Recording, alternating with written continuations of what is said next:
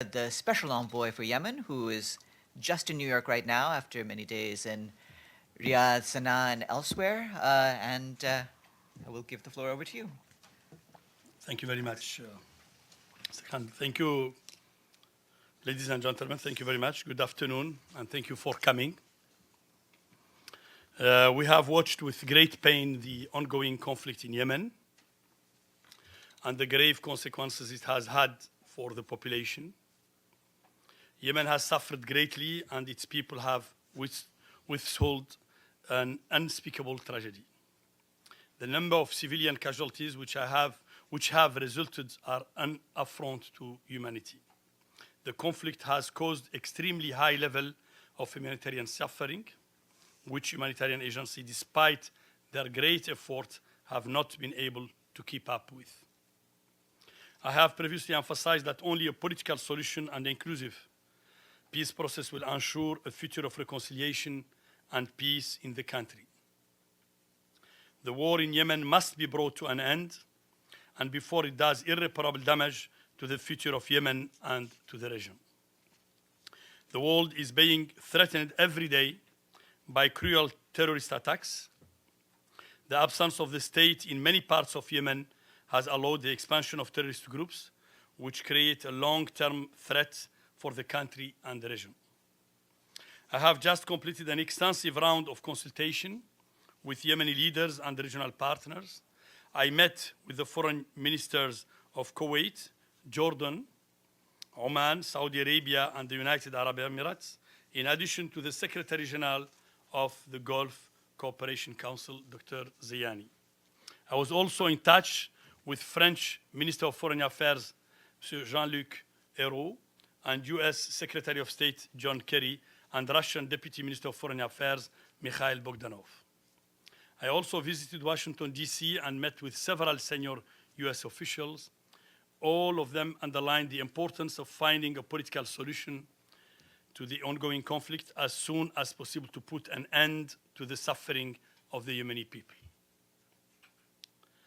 After active consultation with His Excellency President Hadi and the Yemeni official in Riyadh and the delegation of Ansarullah and the General People Congress in Sana'a, I am pleased to announce today that parties to the conflict have agreed to a nationwide cessation of hostilities beginning at midnight on the 10th of April, in advance of the upcoming round of the peace talks, which will take place on the 18th of April in Kuwait. I am very grateful to His Highness Prince of Kuwait, Sabah Ahmed Al Jaber Al Sabah, for offering to host this new round of talk. The talks aim to reach a comprehensive agreement which will end the conflict and allow the resumption of inclusive political dialogue in accordance with UN Security Council Resolution 2216 and other relevant UN Security Council resolutions. The face-to-face negotiation will provide a mechanism for a return to a peaceful and orderly transition based on the GCC initiative and the national dialogue outcome. The parties have committed to reinforce the de-escalation and coordination committee, which will work to bolster adherence to a cessation of hostilities. Prominent Yemeni figures will be enlisted to cooperate with the committee and report on progress and security incidents. The Yemeni talks will focus on 5 main areas. First, the withdrawal of militia and armed groups. Second, the handover of heavy weaponry to the state. Third, interim security arrangement. Fourth, the restoration of state institutions and the resumption of inclusive political dialogue. In addition, on the 5th point, to a creation of a special committee for prisoners and detainees. I have asked the parties to present concept paper on each of these areas by 3rd of April. During talks, we will establish committees to discuss each of these areas. This committee will cooperate and work independently to ensure progress. Therefore, we can have a comprehensive paper on all these 5 areas. In order to help Yemeni preserve economic stability during this crisis, I have also pursued agreements which seek to preserve the functioning of key state institutions, like the central bank, on which the Yemeni people depend. Preserving their functioning help current service delivery to those who are in dire need, and will also facilitate a more expedient and efficient economic recovery after an agreement. The upcoming cessation of hostilities must also seek to ensure that the parties allow safe, rapid, and unhindered access for humanitarian supplies to all affected governorates, as well as the increased flow of commercial shipment in the coming weeks. Finally, I call upon all parties to refrain from any action that could lead toward exacerbating tension in order to enable and pave the way for the cessation of hostilities. I would like to take this opportunity to urge them to maintain good faith as well as a spirit of compromise and patriotism to enable a political solution and a way out of the present conflict. I commend President Hadi and the head of all the delegation, including Ansarullah and GPC, who have exhibited commendable flexibility and commitment to the success of the upcoming peace talks. I encourage all concerned parties to support our efforts towards a permanent and durable end of the war. Thank you very much. Thank you very much.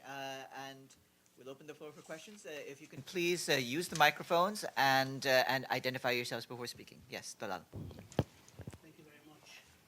Thank you very much. My name is Talal Haj from Al Arabiya News Channel and Al Hadath News Channel. And we thank you, Special Envoy Ismail Wal Sheikh Ahmed, for this conference. My questions are two parts, really. The first one, I heard you say that the talks will be face-to-face and will be based, and correct me if I'm wrong, on the Gulf Initiative and the outcome of the national dialogue. But I didn't hear say 2216. Is 2216 in the heart of this negotiation? And are you, what makes you feel that this time there will be talks to implement such a resolution? And secondly, about the cessation of hostilities on the night of the 10th of April, does that include the lifting of the naval blockade, which aimed to stop the weapons of coming to the militias, and which the Houthis at one stage were putting it as a condition for resuming the talks? Thank you very much. Okay. Thank you very much. Thank you very much, Talal. So first of all, I would like to say that the discussion, and this was clear in my presentation, maybe it wasn't enough explicit, and thank you for allowing me to make it more explicit. We mean here that the talks will be under the umbrella of what I call the three pillars.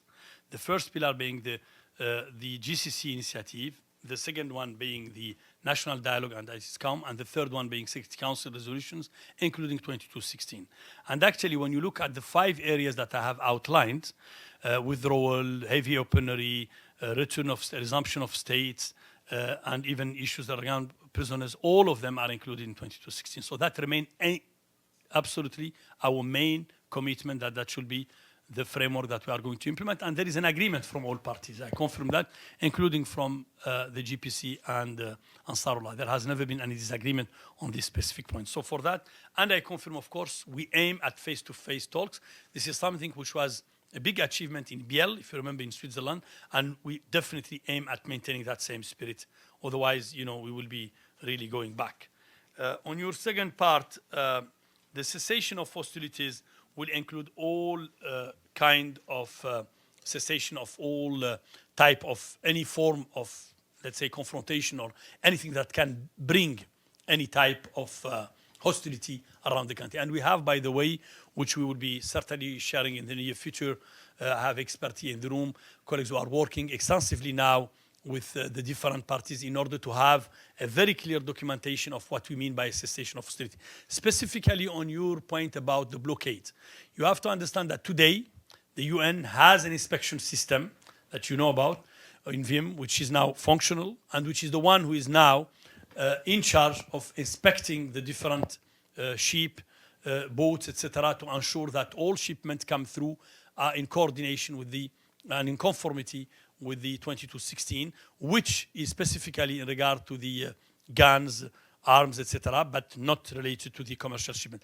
So that will continue that system of inspection and control, and it probably will be reinforced by some support. I don't have the whole details of that element now to be honest, to be able to elaborate specifically how and what sort of support the UNV will require in terms of reinforcing it particularly. But definitely there will be a mechanism to ensure that there is no violation of the 2216 content. If I may follow up, sir, you didn't answer my point, which says, what gives you now, after the last two rounds, more hope that you'll be more successful to get the parties to agree to implement 2216?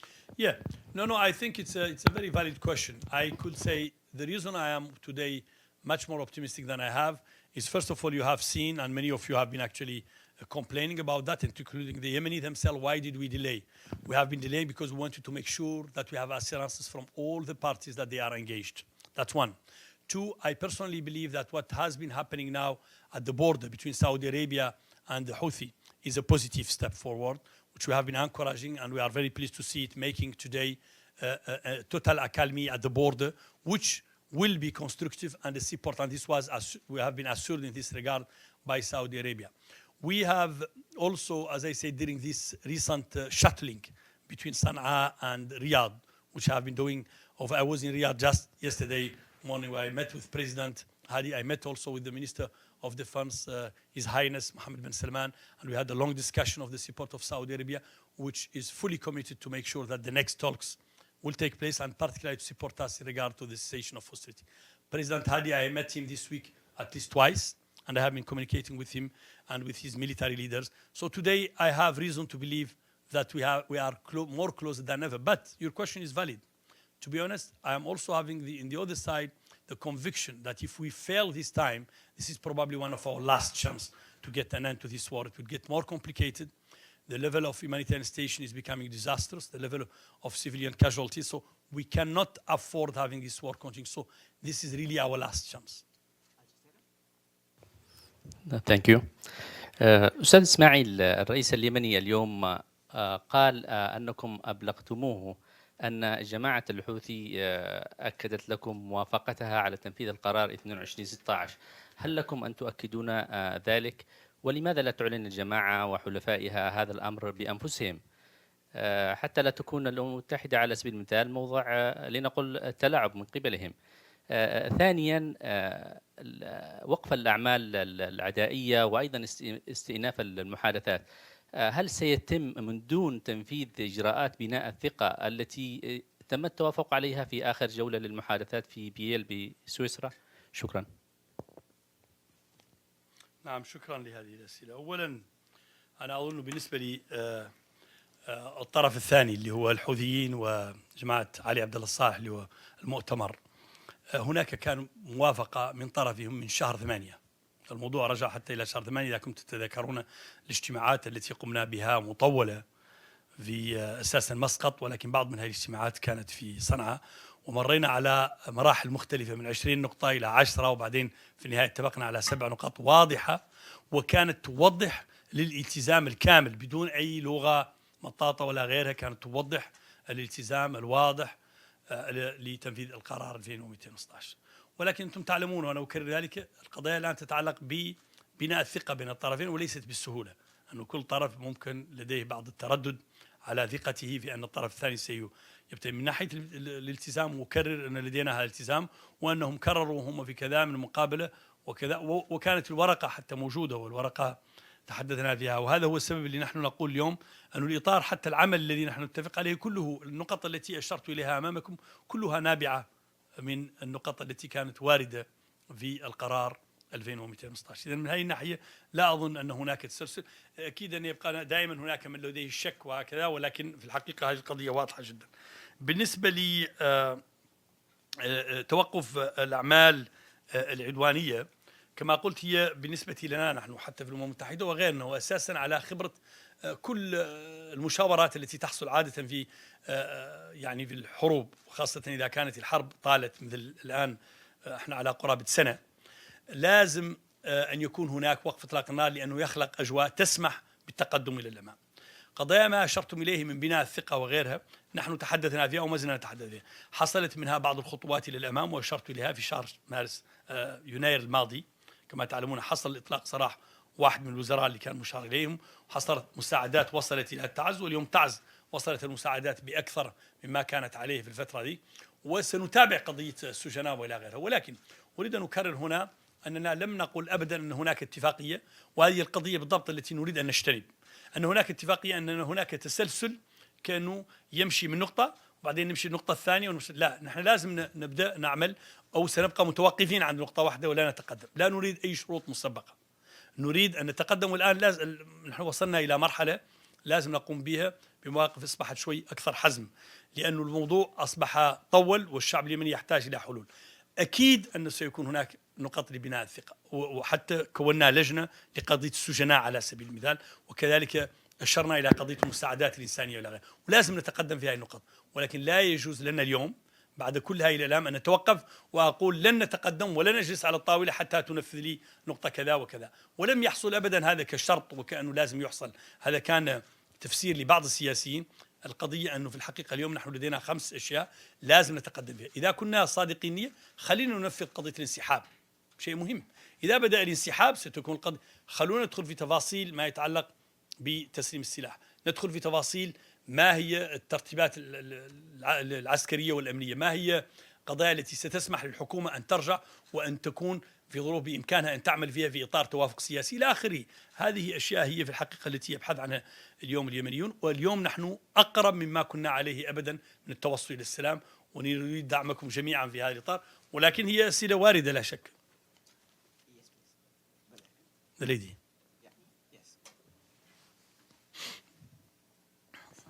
Can you confirm that all the parties will be attending the talks? Yes.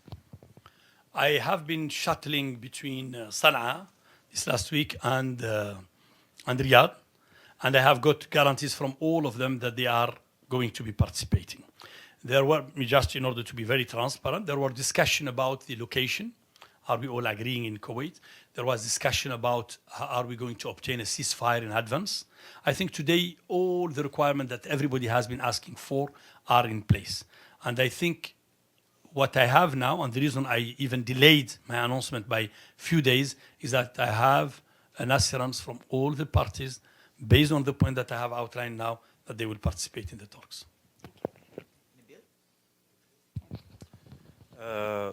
سيد والشيخ أحمد، هل يمكن أن تعيد النقاط ال5 باللغة العربية؟ وما هي الضمانات؟ يعني في الجولة الماضية من المحادثات كنتم حصلتم على ضمانات من الأطراف ولم يتم تطبيقها. هل أثيرت هذه المسألة مع أطراف المحادثات خلال مشاوراتك؟ نعم، شكرا. أولا بالنسبة لسؤال الذي يتعلق بالنقاط ال5 التي ستكون محور الحديث في الكويت ما بين الأطراف، هي تتعلق أولا بالانسحاب، ثانيا تسليم السلاح، ثالثا الترتيبات الأمنية، رابعا ما سميناه نحن الحل السياسي، ولكن هذا ينقسم إلى جزئين من أجل توضيحه. هو نعني بذلك أولا، والذي هو مستعجل الآن، هو استعادة الدولة لسيطرتها على كل المؤسسات العامة واستئناف عملها. وفي مرحلة ثانية، ونرجو أن تكون هذه المرحلة الثانية في صنعاء، أن يكون هناك استئناف للحوار السياسي لإكمال العملية فيما يتعلق بالحوار الوطني والنقاش على الانتخابات والدستور إلى غيره. ولكن في المرحلة الأولى يجوز أن يكون هناك وفاق سياسي يسمح للحكومة أن ترجع وأن تباشر عملها وأن تكون بإمكانها. هذا هو اللي سميناه النقطة الرابعة. النقطة الخامسة في الحقيقة هي ليست جزء من النقاش ولكن مهمة، هي لجنة للسجناء والأسرى تسمح من الطرفين تبادل الكشوفات، تبادل اللوائح، الصور إلى آخره، من أجل أن تسمح. هناك كثير من المفقودين، هناك كثير من السجناء، وهذه قضية مهمة مهما كانوا على كل مستويات تسمح أن تخفف من الأجواء الحالية. إذن هذه بالنسبة للنقط ال5.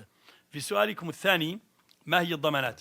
هي الضمانات في الحقيقة لا تأتي إلا من الأطراف. أنا هم عندي أولا ضمانات التي سمعتها من الأطراف. ما سمعته في صنعاء وما سمعته في الرياض هو التزام كبير. فخامة الرئيس أشار لي أنه هو شخصيا يرى أن اليوم الوقت حان للوصول إلى حل سياسي، وأنه يريد أن يعطي كل جهد في هذا الصدد. وهذا ما هو سمعته كذلك عندما التقيت مع الأخوة أنصار الله والمؤتمر في صنعاء، وكانت اجتماعات مطولة وتحدثنا فيها بطريقة مطولة. كما قلت هناك كمان ما حصل وأنا أراه إيجابي على الحدود ما بين المملكة العربية السعودية والحوثيين في إطار وجود اتفاقية على قدر من النقاط التي ستدعم قضية السلام في المستقبل. هذه قضية في رأيي ستدعم الموافقة الشاملة التي تتحدد والتي هي مسؤولية أولا اليمنيين. هناك كما قلت كمان دعم كبير وجدناه من التحالف بصفة عامة. أنا قمت بزيارة لأعضاء من التحالف، قمت بزيارة لقطر، قمت بزيارة للإمارات، الكويت، المملكة العربية السعودية وغيرهم. وكل هذه الدول اليوم داعمة ومؤكدة، زيادة على الدول الخمسة من أعضاء مجلس الأمن.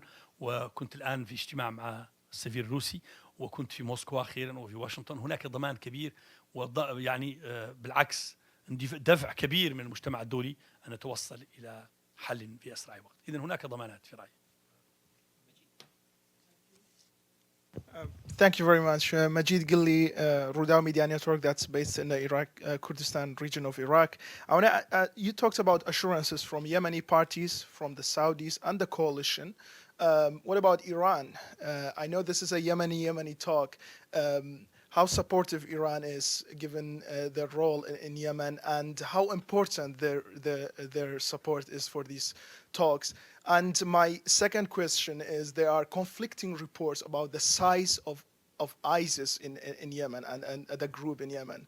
As a UN envoy, can you tell us how true those reports are about ISIS in Yemen? Thank you very much. Okay, in relation to your first question regarding Iran, I have been in touch. As you know, I have visited Iran twice myself in my new capacity as Special Envoy for Yemen. I had the phone conversation with the Deputy Minister of Iran Foreign Affairs, Mr. Amir Abdulhayan, 3 or 4 days back when I was in Sana'a. They have been always extremely supportive and extremely encouraging for the effort I'm undertaking. They have been assuring me that they are not part of this conflict and that they would like to see an end to it, and that their position is to support my effort, and I definitely welcome that. So I have seen from them so far only constructive support from distance. In regard to your second question, I have had several conversations with a number of member states about the danger of Al-Qaeda and ISIS and the terrorism in general. As you know, Yemen, even before the current war, had already major presence of Al-Qaeda in the south, in particular in Hadramaut. Today, Mukalla, which is the capital of Hadramaut, is entirely in the hands of Al-Qaeda. We have seen a number of operations in and around Aden conducted by Al-Qaeda. It's very, very difficult for me to confirm the presence of ISIS because I haven't seen a final confirmation of that from independent sources, but a number of member states have spoken to me about it. I met a number of them. I can simply tell you that today, especially with what is happening in Aden, we have reason to be very worried that if no action is undertaken quickly, Al-Qaeda will become much stronger. That's why, as part of our agreement, we are not just speaking about a political agreement. We want to make sure that we have also what we call security arrangements. These security arrangements are meant to be part of a holistic strategy to make sure that all parties, even the Houthi, the GPC, and the government can contribute together to create an environment that will not allow any empty space for this group to evolve. And I am sure, I'm telling you, the next priority should be to tackle this issue of terrorism as a top priority. And this is what I have heard the government saying and all of the parties. So I think it will become one of the strongest parties even for the regional actors. I was discussing this yesterday in Saudi Arabia, and I can assure you, I heard it from the Minister of Defense, they are also strongly committed to make this as a top priority, the battle against Al-Qaeda and the terrorism in general. Thank you. Abdul Hamid Sayam, Al-Quds Al-Arabi. I have 2 questions, in fact. First, is that the recent rapprochement between Saudi Arabia and the Houthis one of the reasons for this breakthrough, if we can classify this round of talks as a breakthrough? I mean, they were fighting them and they invited them to talk with them in Riyadh. And the second, we have seen this morning a film presented by Human Rights Watch. It's called Return to Yemen. And there's so much atrocities committed against civilians in Yemen, especially, as you know, the recent raid in Hajj, which left 120 people killed, including 16 children. And does Resolution 2140, which is adopted under Chapter 7, which talks about anyone who would commit massive human rights violation against Yemen would be listed under on the sanctions committee. Does that apply to these kind of atrocities committed against civilians from all parties? First of all, in regard to your specific question in the Houthi and KSA discussion, you know, as we are not part of it, even if we have been encouraging it, we are not directly at the table. I have been encouraging this from day one, and I have been encouraging it in my shuttling between the two parties, because I believe that it will help to lessen some of the tension, and this is what I'm seeing. I am pretty sure the reason I have today a certain degree of comfort is the fact that I'm sure that what has been happening at the border is going to be helping us in the effort we are undertaking at the national level. A simple reason, for instance, is the violation of the ceasefire in the past have been often happening at the border. So if you have already now a cessation of hostility holding for more than almost 3 weeks now at the border, it shows that we can have a cessation of hostility which will be sustained at the national level. So I'm pretty optimistic. For the time being, I know they have not entered in bigger issues which have been left to the Yemeni dialogue, and this is why we want to discuss that. And the Saudi have been very clear that anything related to political participation or issues related to TAZ, etc., have to be discussed with the Yemeni government. And that's what we are undertaking, hopefully, inshallah, in Kuwait. In regard to your second question, I cannot qualify myself because I'm not an expert on it. This has to be submitted. But I can simply tell you as the UN, we are definitely condemning any act against the civilian. I have seen this, what happened 2 or 3 days ago in the market. It's terrible. UNICEF only has been able to recense 22 children in this. So it's definitely an atrocity. It's the sort of thing that have to stop.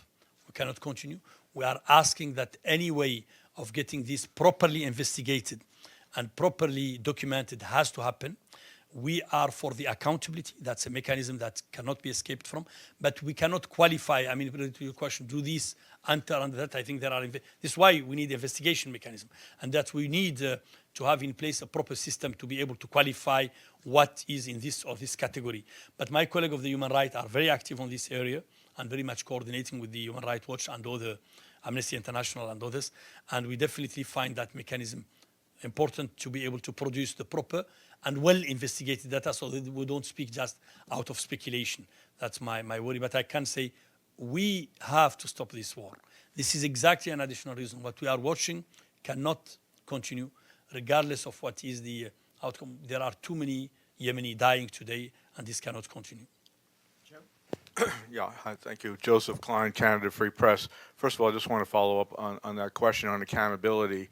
Rather than compartmentalize it, do you envision that the issue of accountability for alleged war crimes by both sides will come up during the peace talks? And if so, how is that going to be dealt with? Will that be integrated into the agenda somehow, a process for investigation and dealing with the allegations, or is that going to be put off to the side for another body to handle? My second question is, given the fact that the cessation of hostilities in Syria, which is reportedly holding pretty well, were implemented fairly rapidly, why is it taking until April 10th? And you said there's been success at the border already. Why is it taking until April 10th to try to implement a full cessation of hostilities? Thank you. First, in regard to your specific question, I am sure that we have seen this when we were in Biel. We have a clear agenda. As you have seen, some of the elements we have been putting on the table, but I'm sure issues like this will come to the table. I see them myself probably coming in the second phase of our political dialogue, the one I qualified as the more comprehensive discussion between the Yemeni. Because, unfortunately, the issue of human rights violation and the issue of accountability doesn't come just to the last period. If you were to go and to be really properly documenting this, you have to go to the last 40 years to realize how much the violation of human rights have been continuous and have been not always documented, and the accountability has not been always implemented. So I'm sure the Yemeni have that, that part of the national dialogue outcome, there was an element on what is called the transitional justice as part of the healing of the injuries of the past. And the Yemeni will have to determine a mechanism by which not only they investigate, but they determine the way out. Is it going to be through a mechanism similar to South Africa? Is it going to be a similar mechanism where they prefer to establish a court? These are issues that I think the Yemeni wants. But everybody I have spoken to among the Yemeni are finding this painful, and they would like to see these things being an end put to these elements. So yes, so definitely they will come one way or the other. On regard to your point, yes, I even have the same feeling. I personally feel sometimes I was hesitant about when do we have to have really a date. Is 10th of April far? It's far and it's close in the same time. If we are serious about preparation, and we want, I told, let me remind you about our preparation so you can understand. We will have a de-escalation and coordination committee. This de-escalation and coordination committee is composed of 3 generals from each side. Today it's 2 generals from each side. We have asked them to enlarge it to 3 generals from each side. There will be my special advisor on military issues who will be the one coordinating the group. We are already trying to undertake for them a workshop together. They work together in Biel, but we want to continue that. Then this committee will be here to identify area hotspots and to see how we can lessen tension there. They will be supported by local committees. Who are the local committees? These are what we call in Arabic hukama, meaning wise people, could be elders, could be religious leaders, mashayikh, meaning chief of tribals, could be businessmen, could be women association, could be all people who can contribute to make sure that they can be our local monitors until, if necessary, in a certain point, if we are thinking in the future to bring international or at least UN observers. But for the time being, we can very much in a community, if you want, monitoring system. So in order to establish these local committees, we require some time in order to make, otherwise we can have a ceasefire, but it will not be holding after 2 days.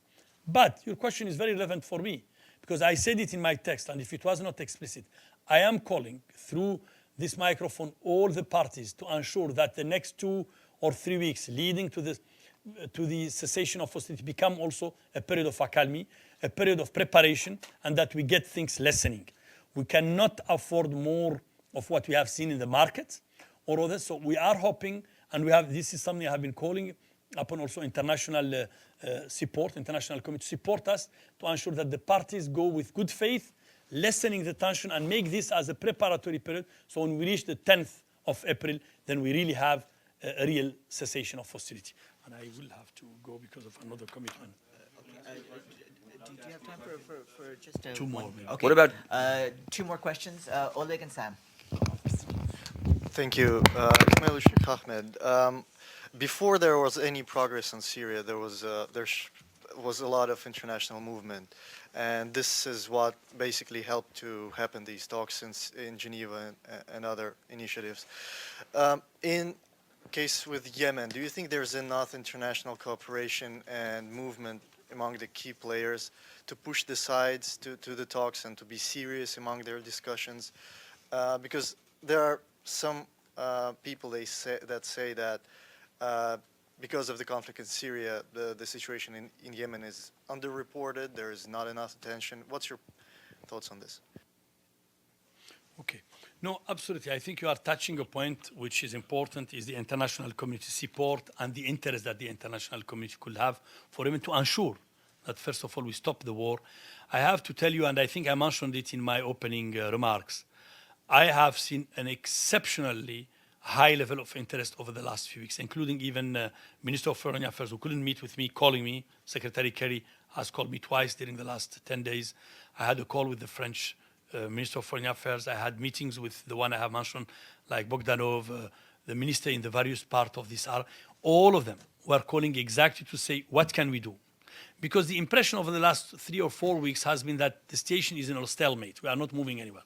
In fact, to be honest, and I know this when I was reporting, we knew that there was already some of these confidential talks happening between Saudi Arabia. We are not involved directly. We don't know the details, but we have been encouraging it. And for us, it's part of the mainstream because it will support the process. And so we were saying that it's good to see how ripe is that and how it's possible to support that. The second, in regard to your specific question, yes, I would say, of course, we don't get the level of interest that Syria is getting because of the war, 5 years, the number of victims, etc. But one good point which we celebrate and we have to maintain, because it's not very easy to maintain, is at least the unanimity we have in the international community. I told you now, in Russia, I met today the Russian ambassador. Even Russia did not vote for the 2216, they maintain their support for the legitimate government. They maintain their support for having a political solution as soon as possible.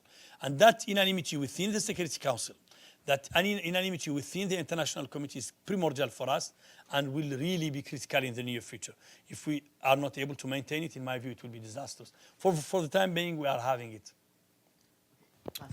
Thank you. Two questions. On this mechanism you mentioned for accountability, human rights, there is a model of sorts proposed by the High Commissioner for Human Rights, an international independent human rights inquiry. Is that something that you think would be helpful in this context? And also on a humanitarian resolution in the Council earlier this month, that seemed to be something on the agenda. It's not quite clear now what's going on. Do you think that also could be helpful? So the second part of the question, I'm not sure. A humanitarian-focused resolution on Yemen of the sort that's been passed on Syria. Do you know anything about that, and what do you think about it? Yeah. Regarding the accountability framework, honestly, I'm not familiar with it. So I wouldn't try to explain something that I don't know very well. I know my colleague Zaid, and he's very competent in this area. He and his team are working on this element. As I told you, simply, we do support the element that the issues have to be investigated. The issue have to be brought to the reality. It's up to the Yemeni, when they reach their real negotiation, to decide on what mechanism of transitional justice they will have in the place. But no crime can be left without the responsibility being put in place and the accountability mechanism being enforced. I'm not enough familiar to be able to tell you if this is, but I'm telling you, within the UN system, we have expertise and they are working on this, and they will ensure that it is properly supported and properly implemented.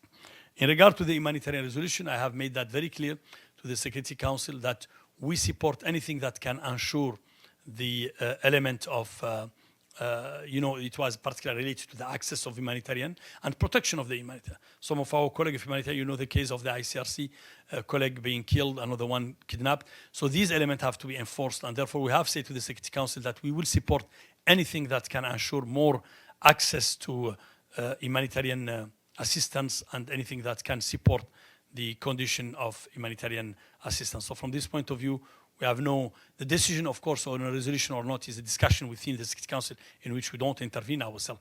But the basic principle, we think it's good to have any element that can help to enforce the protection of civilian and the access for humanitarian assistance. What about the future of Saleh? Should Saleh leave the country? Have